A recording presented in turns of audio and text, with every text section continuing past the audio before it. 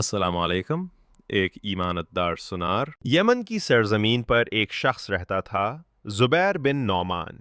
ایک عام سا سنار، چھوٹی سی دکان، چند اوزار اور ایک دل جو سونے سے زیادہ قیمتی تھا۔ زبیر کے دو بیٹے تھے، احمد اور حمزہ۔ احمد باپ جیسا، نرم، صابر، خاموش مزاج، اور حمزہ جوان، نڈر، مگر کبھی کبھی دنیا کی چمک سے دھوکا کھا جانے والا۔ لوگ زبیر کے پاس صرف زیور بنوانے نہیں آتے تھے بلکہ ایمان بنوانے آتے تھے۔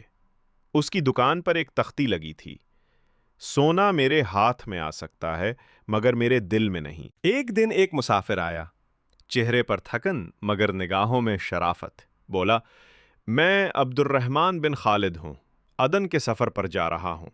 میرے پاس سونا ہے، چاندی ہے، ایک زمرد کا ہار ہے۔ یہ سب میرے لیے بہت قیمتی ہیں۔ میں چاہتا ہوں کہ تم یہ امانت اپنے پاس رکھ لو جب تک میں لوٹ نہ آؤں۔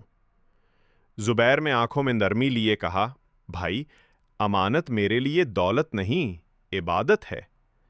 عبد الرحمن نے اطمینان کا سانس لیا، چلا گیا۔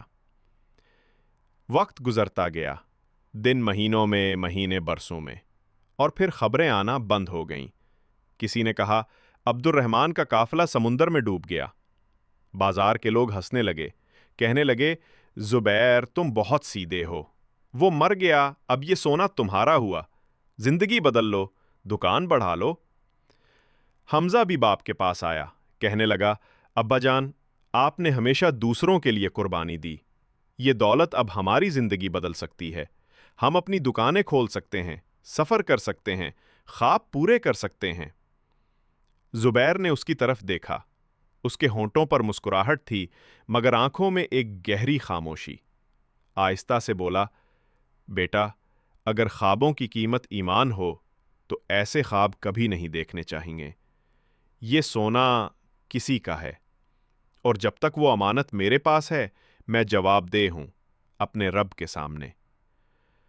زبیر نے وہ امانت لپیٹی، صندوق میں رکھی اور دکان کے نیچے دفن کرتی۔ برسوں گزر گئے، زبیر کے بال سفید ہو گئے، قدم کمزور پڑ گئے، مگر اس کے دل میں ایک سکون تھا، وہ سکون جو صرف سچ بولنے والے کو ملتا ہے۔ ایک دن دھوپ مدھم تھی، ہوا میں مٹی کی خوشبو تھی۔ زبیر دکان بند کرنے لگا کہ ایک اجنبی نوجوان آیا۔ السلام علیکم یا شیخ، آواز میں ادب اور لرزش تھی۔ میں خالد بن عبد الرحمن ہوں، میرے والد برسوں پہلے آپ کے پاس کچھ امانت رکھ گئے تھے، یہ ان کی تحریر ہے۔ زبیر کے ہاتھ کانپ گئے، دل میں جیسے بجلی سی دوڑ گئی۔ اس نے آہستہ سے کہا، بیٹا، تمہارے والد کی امانت آج تک میرے پاس محفوظ ہے۔ وہ اندر گیا، پرانا صندوق نکالا، اس پر مٹی جمی تھی مگر دل صاف تھا۔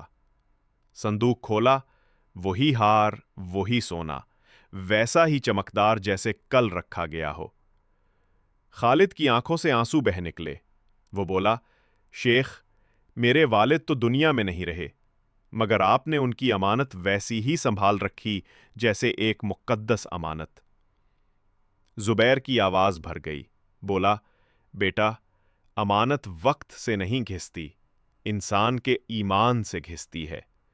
اگر ایمان زندہ ہو تو برسوں کی دھول بھی سچائی نہیں چھپا سکتی۔ حمزہ یہ سب سن رہا تھا، آنکھوں میں ندامت، دل میں سکون۔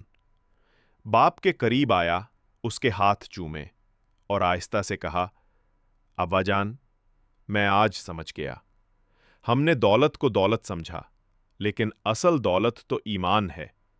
اگر یہ دل ایماندار ہو تو انسان خود ہی سونا بن جاتا ہے۔ زبیر نے بیٹے کو سینے سے لگایا، آنسو گالوں پر بہہ گئے مگر ہونٹوں پر دعا تھی۔ بیٹا، سونا چمکتا ضرور ہے مگر امانت دار کا دل وہ روشنی دیتا ہے جو کبھی نہیں بجھتی۔ کچھ سال بعد زبیر دنیا سے چلا گیا، لیکن صنعاء کے لوگ آج بھی کہتے ہیں، زبیر سنار گیا نہیں، ایمان کی خوشبو بن کر رہ گیا ہے۔ امانت وہ چیز نہیں جو صندوق میں رکھی جاتی ہے، امانت وہ ہے جو دل میں رکھی جاتی ہے۔ جو اسے بچا لیتا ہے، وہ خود امانت بن جاتا ہے۔